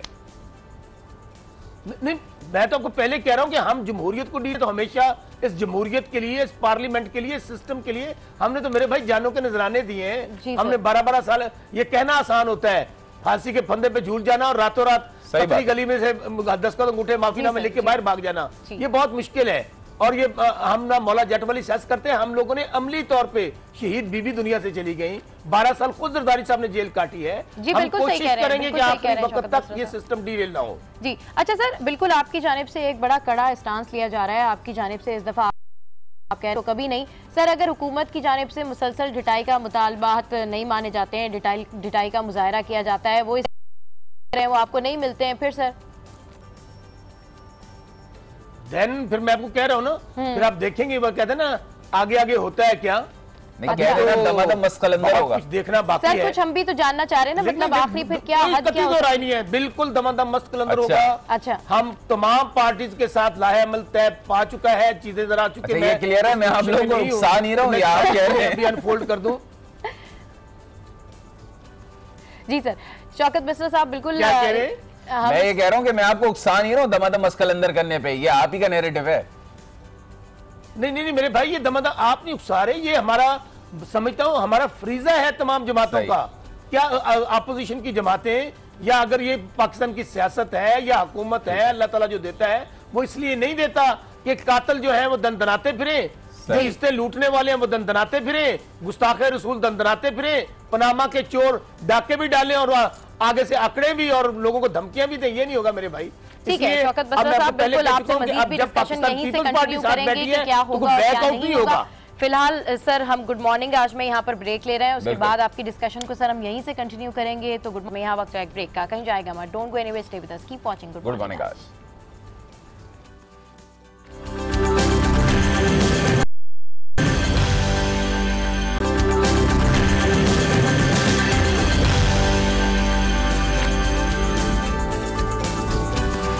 Welcome back to good morning आज।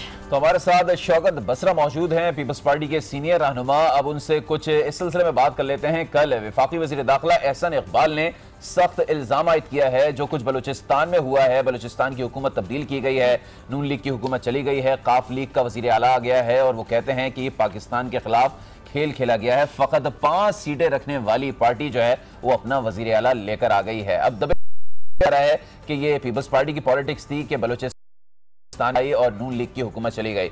शौकत साहब आप क्या कहेंगे, कल जो एहसन इकबाल ने कहा है कि पाकिस्तान के खिलाफ खेल खेला गया जो कुछ बलूचिस्तान में हुआ?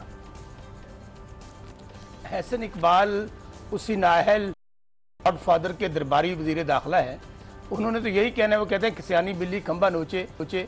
आप अंदाजा कीजिए कि उनके अपने रैंक्स के अंदर बगावत हुई है, उनके अपने एमपीएस ने रिवोल्ट किया है और जितने भी लोग हैं, क्या वो पीपल्स पार्टी के थे, क्या काफ लीग के थे, किनके लोग थे? उनके अपने लोग थे जिन्होंने कहा है कि हमें ये जो बादशाहत है, जो मियाँ साहब वाला दरबारी यहाँ पे वजीर आला बैठा है, जो ना टाइम दे रहा है अपना पार्लियामेंट को दे रहा है, ना अपोजिशन को दे रहा है, उसकी वो एक नाअहल और करप्ट आदमी को बचाने के लिए लाहौर के स्टेज पे कभी जलसे में होता है, कभी कहीं होता है, वो तो उन्होंने किया है। तो मेरे भाई ये तो होना था। आप देखिए ये जो काम चला है बलूचिस्तान से, अब ये इल्जाम मैं सुन रहा था, वो कठपुतली वजीर आजम भी ये फरमा रहे थे आप अंदाजा कीजिए वो वजीर आज़म स्टेट का वफादार होना चाहिए, वो भी उसी नाअहल का फादर का और उसी सिलसिले माफिया का दरबारी निकला, वो भी आपकी एजेंसी को मुर्दे इल्जाम ठहरा रहा है। बिल्कुल जिस तरह मोदी और समझाया था कि इस्तीफा दे दें। देखें बात ये है, ये ब्रीफ के इनकी पुरानी आदत है, ये जमीरों के व्यापारी हैं, ये जमीरों की खरीदो फरोख्त करते हैं। आपको याद होगा छांगा मांगा हो, वो नोट भर के ब्रीफ केसों में लेके जाने हो, मरी के अंदर एमपीएस के सौदे करने हो, ये तो नोटों के जरिए लोगों को खरीदते हैं। बसरा साहब एक सवाल नून लीग के हलकों में, बसरा साहब एक सवाल हो रहा है नून लीग के हलकों में कि 4 साल में भी यही एमपीए थे, यही नवाज शरीफ थे, यही नून लीग थी, यही पॉलिसीज थी, लेकिन 4 साल में किसी का जमीर नहीं जागा, किसी को मसला नहीं हुआ। सेनेट इलेक्शन जो लोगों के जमीर जाग गए, लोगों को मसला हो गया, नून लीग की हुकूमत जो है वो चलता कर दी गई और अब काफिली की आ गई है जिसमें तमाम अपोजिशन पार्टीज की हिमायत शामिल है। और कहा यह जा रहा है कि चूंकि 4 सीटें मार्च में जो सेनेट इलेक्शन आने वाले हैं 2018 में, उसमें 4 सीटें नून लीग को मिल सकती थी, एक ही मिल पाए। देखें पहली बात मैं मुकम्मल कर लूं कि इनके चूंकि नोटों के भरे हुए ब्रीफ केस पहले एमएनएस गए, फिर वजीर गए, फिर आखिर में वजीर आजम गए, नाकाम होकर वापस लौटे, तो अब ये लोगों पे मुल्ज़िम इल्जाम ठहरा रहे हैं जी फलां हो रहा है और फलां साजिश हो रही है, कभी जीते हैं कभी कुछ नाम लेते हैं। और दूसरी बात देखें, पॉलिटिक्स के अंदर टाइमिंग की सबसे इंपॉर्टेंट चीज होती है। सही। आप जब देखते हैं कि आपके मामलात जो हैं वो ठीक नहीं चल रहे, हुकूमत के तरजीह ठीक नहीं है, आपका सवाल बहुत रेलिवेंट है कि पहले क्या होता रहा। इसको अगर आप लिंक करें कि शायद कोई सेनेट की वजह से हो रहा है या कोई और कोई मूव है, नहीं। देखिए मैं भी एक असेंबली का मेंबर रहा हूं, मैं नहीं कह रहा, जब आप अपने इलाके नहीं कर सकते, आखिर तंग आमद बजंग आमद होता है ना। जब आपका एक वजीर आला, उसकी सारी की सारी तरजीह ये होगी कि आप देखिए उसका जो प्राइवेट सेक्रेटरी है, ये पता चल नैब के पास है कि 60 करोड़ रुपए वो कमा रहा है भाई डेली, तो मुझे बताइए किस तरह निजाम चलेगा। इस तरह बात नहीं है। और जो नए वजीर आला है वहां पे, वो 2 महीने पहले, शायद आपको ये नहीं पता, पाकिस्तान पीपल्स पार्टी में शामिल हो चुके हैं। तो आप आइंदा देखें ना जरा क्या बनता है अभी 2-4 दिनों में। लेकिन वो मुंतखब तो पहले कहा था कि इंशाल्लाह जब पर मुंतखब हुए थे ना, मैं तो इस वजह से काफ लीग का कह रहा हूँ। हाँ जी, काफ लीग के टिकट पे मुंतखब हुए थे, लेकिन वो पीपल्स पार्टी में जा चुके हैं। अभी बहुत सारे लोग आप देखेंगे आइंदा आने वाले दिनों में इसी बलूचिस्तान असेंबली में आपको पीपल्स पार्टी में शामिल होते नजर आएंगे। पीपल्स पार्टी के ऊपर बैकडोर पॉलिटिक्स का इल्जाम लगाया जा रहा है, उसी हवाले से हम पूछ रहे हैं कि इसका सारा इल्जाम जो है पीपल्स पार्टी के साथ डाले। तो सनाउल्लाह ज़हरी के हवाले से यही बातें हो रही थी कि वो बलूचिस्तान के मसाइल को उस तरीके से आगे प्रेजेंट नहीं कर पा रहे थे, इसलिए ये शोर मचाया गया। बल्कि इनके सवाल को आगे आगे एड ऑन ये भी करूंगा बसरा साहब, ये कहा जा रहा है कि बिजंजो साहब जो वजीर आला बने हैं, फकत 560 वोट लेकर ये मुंतखब हुए थे, एमपीए बने थे, जिनमें से शायद 30 या 35 वोट की तस्दीक हो सकी थी। देखिए सवाल ही बात यह है कि वहां पर बलूचिस्तान के अंदर टर्न आउट बहुत कम होता है वोटों का, क्योंकि अगर 507 वोट लेकर मुंतखब हुए तो वो असेंबली के मेंबर मुंतखब हुए, बाकायदा एक आईनी तौर पर उनका नोटिफिकेशन हुआ और वहां से वो जीत गए। अच्छा, अब दूसरी जो कह रहे हैं कि बैकडोर पीपल्स पार्टी, देखिए पीपल्स पार्टी ने हमेशा, यही बलूचिस्तान है जिसके लिए आते ही आसिफ अली जरदारी साहब ने आगाज हकूक बलूचिस्तान का आगाज किया था। हमने उनको उनके हकूक दिए थे, एनएफसी में उनको ज्यादा हमने शेयर दिया था, और आज भी हम समझते हैं कि वो बलूचिस्तान जिसमें सबसे ज्यादा साजिशें हो रही हैं, वहां पर साजिश हो रही है, कभी गुलबोचन यादव पकड़ा जाता है, फ्री बलूचिस्तान की बातें हो रही है, वहां पे तो हमारा दुश्मन जो है वो मोदी हो, वो उनके राह हो, वो मुसाद हो, वजह देने की जरूरत है। तो पीपल्स पार्टी ने हमेशा बलूचिस्तान के हकूक की बात की है। सर बिल्कुल आपकी बात को मैं एंडोर्स करूंगी पीपल्स पार्टी के हवाले से, क्योंकि मेंगल साहब का भी यही कहना है कि आप बात करें आगाज बलूचिस्तान के हवाले से, तो उन्होंने कहा कि वो मुहिम कहाँ चली गई, और बलूचिस्तान को जब भी कोई चीज डेवलपमेंट हो रही होती है तो उसको एतमाद में भी नहीं लिया जाता, तो फिर कहाँ से अमन आएगा बलूचिस्तान में। बिल्कुल सभा आपने से यही तो उनकी रिजर्वेशंस थी कि भाई आप सी पैक लेकर आ रहे हैं, आपने आगाज बलूचिस्तान किया था, आप एनएफसी में अवार्ड ज्यादा रखा था, आपने नौकरियों की बात की थी, आपने डेवलपमेंट्स की बात की थी।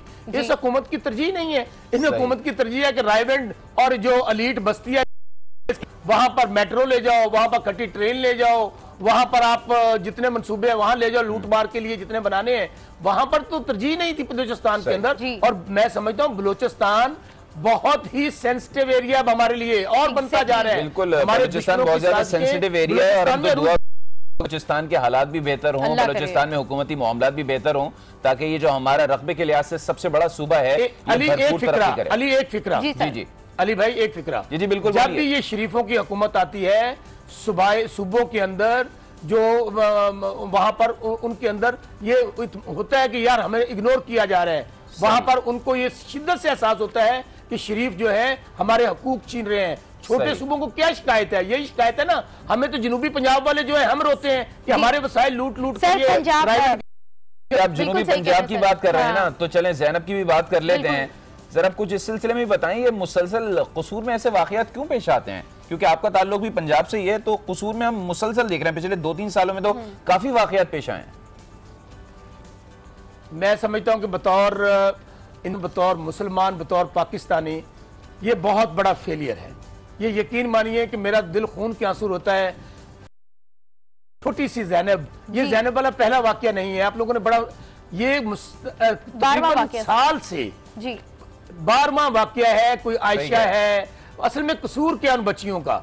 उनका नाम मरियम नवाज नहीं है, उनका नाम खतीजा शहबाज नहीं है। मैं बड़ा खुल के कहूंगा, वो जो मरियम नवाज एक पेश हो गई, तूफान बर्पा हो गया। वो बच्ची वो जाएगी, कौम की बेटी, दुख्तरे कौम, मुस्तकबिल की वजीर आजम। भाई ये भी किसी की बेटियां यार, अल्लाह।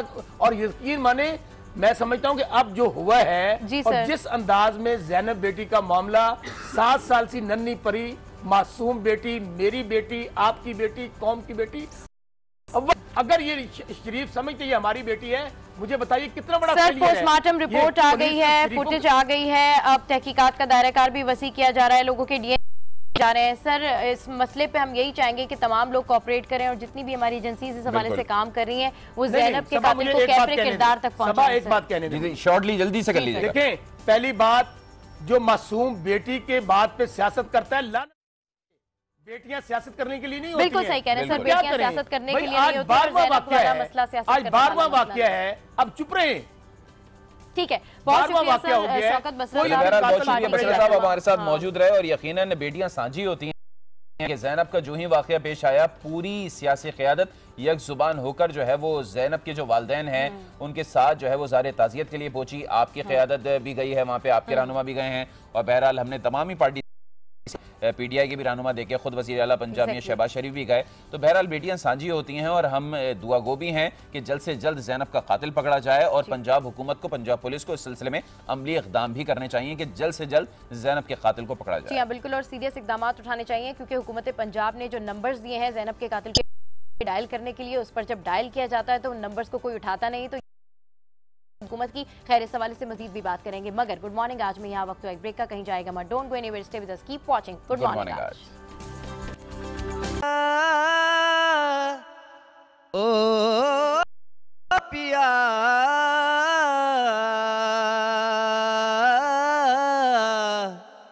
पिया ओ पिया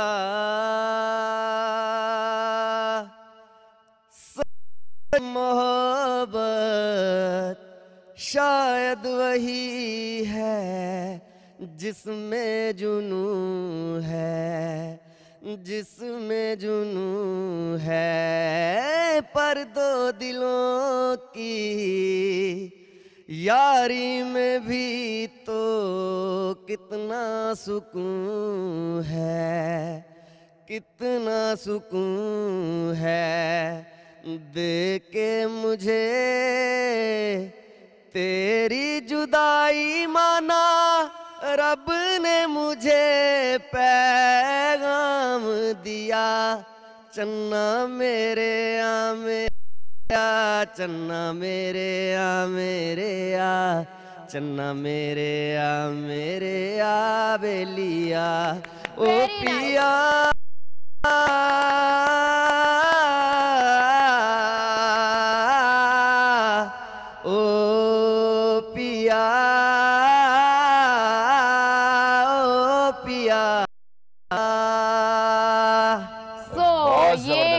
इंडियन अरिजीत नहीं है, ये है पाकिस्तानी सिंगर, ये है हमारे पाकिस्तानी अरिजीत, और ये है 100% पाकिस्तानी, और ये है पाकिस्तान का वो टैलेंट जो आज हम आपके सामने लेकर आए हैं।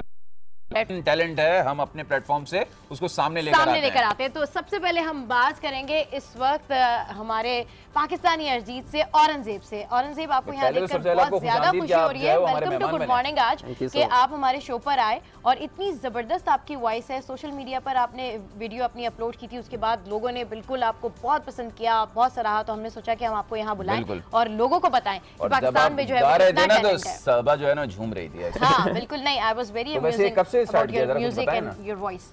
वॉइस नेचुरल तो स्टार्ट बचपन से गा रहा हूँ। अच्छा अच्छा। अरजीत को कब से फॉलो कर रहे हैं? अरजीत जब से आए हैं तब से फॉलो कर रहे हो। नहीं, बहुत ज्यादा मैच कर रही थी, बल्कि मैं अगर सच्ची बात कहूँ तो 100% से भी ज्यादा मैच कर रही थी। अच्छा औरंगजेब, आपकी आवाज़, क्योंकि आपकी वॉइस में अरजीत की बड़ी रिजेम्बलेंस आती है, लेकिन आप मेरे ख्याल में तमाम ही तरीके के गाने गा सकते हैं और बहुत ज़बरदस्त आपकी वॉइस है, बेस भी आपकी वॉइस में रिजेम्बल भी कर। अरजीत जो है ना वो तो कई सालों से प्रैक्टिस भी कर रहे हैं और उनके यहाँ तो बड़ा फाइन ट्रेनिंग का सिस्टम है। आपने कहाँ से कोई ट्रेनिंग ली, आप ऐसे ही बैठे हुए थे और आपने शुरू कर दिया? नहीं, ट्रेनिंग कहीं से नहीं ली, गॉड गिफ्टेड है। और जो मिस्टेक्स वगैरह होती हैं वो बड़े भाई बताते रहते हैं। तो वो भी सिंगर है? नहीं, वो सिंगर तो नहीं है, लेकिन उन्हें पता चलता है। अंतरा जो है वो हर किसी के बस की बात नहीं होती है।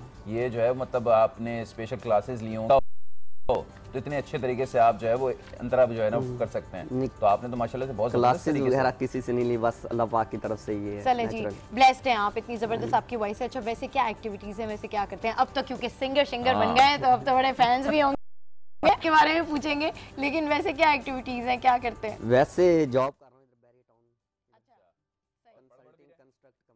हूँ, पढ़ भी रहे, साथ पढ़ भी रहा हूँ, डीए कर रहा हूँ। अच्छा, ये जो इतनी ज़बरदस्त किस्म की आपकी वॉइस है और ख़ासतौर पे अरजीत के साथ तो बहुत ही ज़्यादा मिलती है, तो मतलब किसी में दोस्त यार ने, किसी घर वाले ने बोला था यार तुम तो जो गाते हो बिल्कुल अरजीत की तरह गाते हो? मैं बचपन यानी जब गाँव में था इधर आने से पहले। अच्छा, तो ताल्लुक कहाँ से पहले ये बताइएगा? डिस्ट्रिक्ट लिया से। अच्छा, लिया से, सही है, ठीक है। और आज लिया वालों को प्राउड होगा कि सेकंड टाइम पाकिस्तानी अरजीत हमारे साथ भी पाकिस्तान का हिस्सा है। बिल्कुल सही। तो जब मैं इधर आने से पहले उधर था, गाता था, तो लोग मुझे कहते थे, उधर दोस्त भी होते हैं, फिर बड़े भी होते हैं, बुजुर्ग भी होते हैं। मैंने ऐसे घर से बाहर निकल आना तो अक्सर जो है वो गाता रहता, सड़क पे गाता रहता। लोग मुझे कहते इसने एक दिन जो है ना चले ही जाना कहीं, मुझे लग रहा है हमें। अब भी जब मैं छुट्टी जाता हूँ घर तो लोग बिल्कुल सही कह रहे हैं Aurangzeb, ultimately talent goes on. हम चाहेंगे आपसे कि आपके फैंस के बारे में बात करें। छोटा सा एक बच्चा हूं, काम करूंगा बड़े-बड़े। बिल्कुल आपके फैंस के बारे में बात करेंगे और कितनी लड़कियों के कमेंट्स आते हैं उस बारे में बात करेंगे, लेकिन पहले इनसे जो है ना औरंगजेब से गाना एक और। हाँ, जो आप जो नदिया का पानी भी खामोश बहता खिली चांदनी में छिपी लाख खामोशियां, बारिश की बूंदों की होती कहाँ है जुबां, सुलगते दिलों में है खामोश उठता धुआं, खामोशियां आकाश है, तुम मुड़ने तो आओ जरा, छू कर तुम्हें खिलाएंगी, घर इनको बुलाओ जरा, बेकरार है बात करने को, कहने दो इनको जरा, खामोशियां तेरी मेरी खामोशियां, खामोशियां लिपटी हुई खामोशियां। कॉफी हो यार, कसम से। जबरदस्त। और आपने इंडिया और पाकिस्तान में सबको ही खामोश कर दिया है। औरंगजेब बहुत जबरदस्त आप नहीं, वो उठता हुआ धुआं बोला ना, तो मेरे ख्याल में यकीनन पड़ोस में उठता हुआ धुआं महसूस हो रहा होगा। हाँ, पड़ोस में तो खैर धुएं उठते ही रहते हैं, लेकिन खैर हम बात कर रहे थे अब फैन फॉलोइंग।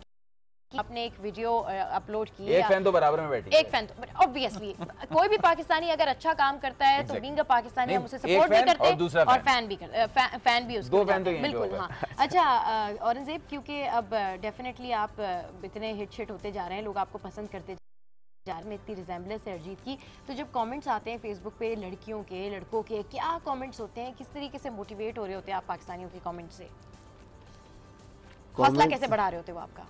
अप्रिशिएट तो ज़ाहिर फर्स्ट ऑफ ऑल मैं खुद ही से स्टार्ट करता हूँ कि जितनी यानी मेरे गाँव में मेरे दोस्तों ने, अच्छा स्पेशल कोई दोस्त हैं, एक दो का मैं नाम नहीं ले सकता, एक दो का लूँगा तो बाद में मुझे पकड़े होंगे यार आपने एक दो का नाम लिया मुझे। तो फर्स्ट ऑफ ऑल तो मैं अपने घर से स्टार्ट करता हूँ कि पापा की जो है ना वो बड़ी सपोर्ट है। अच्छा, वो बहुत दुआ करते हैं। वैसे आपस की बात है, घर में अगर सपोर्ट मिल जाए ना, खास तौर पे पेरेंट्स की सपोर्ट मिल जाए या आपको दादा दादी की, नाना नानी की सपोर्ट मिल जाए, तो बंदा फिर जो है ना कुछ जबरदस्त किस्म का जो है ना वो चमत्कार कर देता है। और जो आपने अभी किया है, यकीनन बहुत ज्यादा जो है ना एक शौक में आ गया हूँ कि मुझे ऐसी लग रहा है कि अरिजीत सामने बैठे हैं। अरिजीत सामने बैठे हैं। अच्छा औरंगजेब, हाँ आप क्या कह रहे हैं? अच्छा नहीं, पहले एक तो मुझे वीडियो के हवाले से भी आपसे पूछना था, ये जो आपने वीडियो सोशल मीडिया पे अपनी अपलोड की, किसी ने आपको कहा था, आपने खुद बनाई, ये खुद आपका आइडिया था क्या? एक्चुअली हैप्पी न्यू ईयर की नाइट जो है ना वो दोस्त आए कुछ, तो उन्होंने कहा, एक दोस्त था उधर, उसने उसके दोस्त थे वो, उसने इंट्रोडक्शन करवाया, तो कह रहे यार आपने बिल्डिंग तो देख ली, इतनी खूबसूरत बनी है, तो इनकी आवाज़ भी सुन लें। तो वो आवाज़ सुनी उन्होंने, तो फिर वो उन्होंने वीडियो बनाई, तो वीडियो ऐसे वायरल हुई फेसबुक पे, पेजेस वगैरह पे, यूट्यूब पे, बस उसी से फिर वायरल होते होते ऐसे। अच्छा औरंगजेब, आपको जब मैं नाम से पुकार रही हूँ ना तो मेरे मुंह से पहला अरिजीत ही निकल रहा है। हाँ। तो अगर अरिजीत औरंगजेब मिक्स हो जाए तो प्लीज़ डोंट माइंड। अच्छा ये बताएं कि बहुत सारे लोग जिनकी आवाज़ बहुत ज़बरदस्त होती है, गॉड गिफ्टेड होती है, ब्लेस्ड होते हैं, उनको बड़ी मेहनत नहीं करनी पड़ती, वो ऐसे ही गा लेते हैं और लोग उनको पसंद भी करते हैं। तो बहुत सारे लोग होते हैं कहते नहीं जी हमने अपनी जॉब ही करनी है, हमने इस फील्ड में आगे नहीं आना। आपका क्या फ्यूचर प्लान है, आप क्या चाहते हैं? आप वाकई में एक रिकग्नाइज सिंगर बनना चाहते हैं, अपनी सिंगिंग को प्रोफेशनली आगे लेके चलना चाहते हैं? बिल्कुल जी, अब शौक तो यही है कि अल्लाह पाक जो है कि प्लेबैक सिंगर बनाए। अच्छा हाँ, सही। नहीं इंशाल्लाह आप कॉन्सर्ट्स भी करेंगे, बिल्कुल आप लीड भी लेकिन ये क्या सोलो फ्लाइट ही होगी या कोई बैंड वैंड बनाने का इरादा है? कोई हैं दो तीन दोस्त यार वगैरह सिलसिले में? दोस्त वगैरह भी यानी कॉल शॉल आती रहती हैं, फिर मैं कोई सोलर जो है ना वो कोई प्लेटफॉर्म उसकी तलाश में, अगर अच्छा बंदा जॉब को लीव कर देता है फिर उधर चला जाता है, सोलर जो है ना फिर इसलिए मैं वेट कर रहा हूं। किसी ने आपको कोई अप्रोच किया अभी तक, किसी की कोई ऑफर शफर आई आपके पास, कॉन्सर्ट की हो, किसी सोलो सॉन्ग की हो, किसी कॉन्सर्ट वगैरह की तो आई एक दो ऑफर। अच्छा, तो अभी यानी वो बताना है उन्हें, बात चल रही है। नॉर्मल इवेंट्स होते हैं उसमें परफॉर्मेंस देते हैं? हाँ चल, तो उसमें चलता है। ये सिर्फ फैमिली तक या मतलब या प्रॉपर जो होते हैं फंक्शंस वगैरह वहाँ पर भी? फंक्शंस वगैरह अटेंड किए हुए हैं पहले एक दो, तो अभी चल रहा है आस्ते आस्ते। चलिए जी, ऑफर एक और ऑफर आ गई है और वो हमारी टीम की तरफ से आई है और वो है बोल दो ना।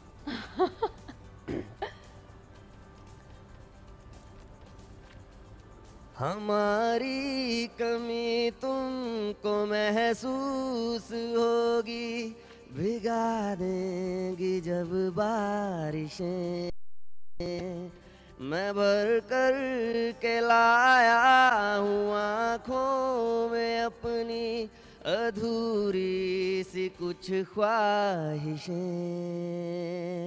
रूह से चाहने वाले आशिक बातें जिस्मों की करते, बोल दो ना जरा दिल में जो है पा, मैं किसी से कहूँगा नहीं, बोल दो ना जरा दिल में जो है छिपा, मैं किसी से कहूँगा नहीं। वेरी नाइस, इतनी मेलोडियस वॉइस, इतना ज़बरदस्त आप गाते हैं औरंगजेब। बहुत सारी इसलिए बहुत सारी दुआएं आपके लिए, अल्लाह करे आपके जो भी ड्रीम्स हैं आप वो अचीव करें। अच्छा, जहाँ पे हम आपको इतनी सारी बेस्ट विशेस दे रहे हैं ना, वहाँ पे हम लोग ये भी चाहते हैं कि जी आप बहुत बड़े सिंगर बने और आप जो है ना बहुत अच्छा काम करें। तो ये बताएं, हर सिंगर की अपनी एक कि जी मैं डुइट गाऊंगा, मैं सोलो गाऊंगा, या मैं लो टेम्परामेंट पे गाऊंगा, या मैं रॉक पॉप गाऊंगा, तो आप हर तरह का सॉन्ग गा लेंगे या आपकी अपनी कोई खुद स्पेशलिटी है? जी मैं मेरे पास अगर सॉन्ग आएगा तो उसकी टाइप नहीं होनी अपनी पहचान बनाना चाहते हैं। मेरी विश है कि जो है ना प्लेबैक सिंगिंग में मैं जो ना वो क्लासिक सॉन्ग्स है। Classic songs. अच्छा, कुछ अभी तक जितना भी गाया है वो दूसरे का गाया हुआ गाया है या कुछ अपना भी गाया है? अपना कुछ नहीं। अपना कुछ इस सिलसिले में कोई मेहनत की है? अभी तक दिल छिल नहीं टूटा आपका जो आप अपना करते हैं? नहीं, दिल छिल टूटा होता तो फिर मोस्टली सिंगर्स हमारे पास आते हैं ना, वो यही कह रहे थे कि जी हमने अपना लिखा है, फिर हम उसकी वजह भी पूछते हैं। बनने के लिए दिल टूटना जरूरी है। दिल टूटना जरूरी है। जब दर्द आता है, एक मिनट नहीं, अंदर की बात आएगी, सोचते हैं उस बारे में। एक मिनट मतलब आप भी सिंगर जो इतने अच्छे बन चुके हैं, वो दिल टूटने की वजह से मैंने बता दो यार, 50-50 देखा मतलब मैंने अंदर की बात निकलवा ली। We are best judge because हम लोग असल में ब्रेकिंग न्यूज निकलवा लेते हैं। अच्छा, तो लड़कियों की कॉल्स आती हैं? आती हैं। क्या आती हैं? कितनी आती हैं मतलब दिन में इतना बिजी होता हूँ मैं कि बिल्डिंग का काम बहुत काम हो रहा है, यही काम करता हूँ। वो से टूटा था ना, बिल्डिंग की वजह से तो नहीं टूटा था ना? नहीं बिल्डिंग की वजह से नहीं। सही चलिए जी। तो फिर आपको जब कॉम्प्लीमेंट्स मिलते हैं तो आपको अच्छा भी लगता है। अच्छा औरंगजेब, जब एकदम से कोई बंदा सक्सेसफुल हो या एकदम से लोगों की नज़रों में आए ना, तो उसको समझ नहीं आता है कि वो कैसे रिएक्ट करे या कैसे बिहेव। अपने घर वालों के सामने भी जब आप जाते हैं तो आपको बड़ा अजीब लग रहा होता है, अच्छा जी फला की कॉल आई थी, अच्छा जी फला पूछ रहा था, तो फैमिली में कैसे फिर आपका रिएक्शन होता है, कैसे हैंडल कर लेते हैं आप? क्योंकि मुझे बहुत शाय लग रहे हैं आप।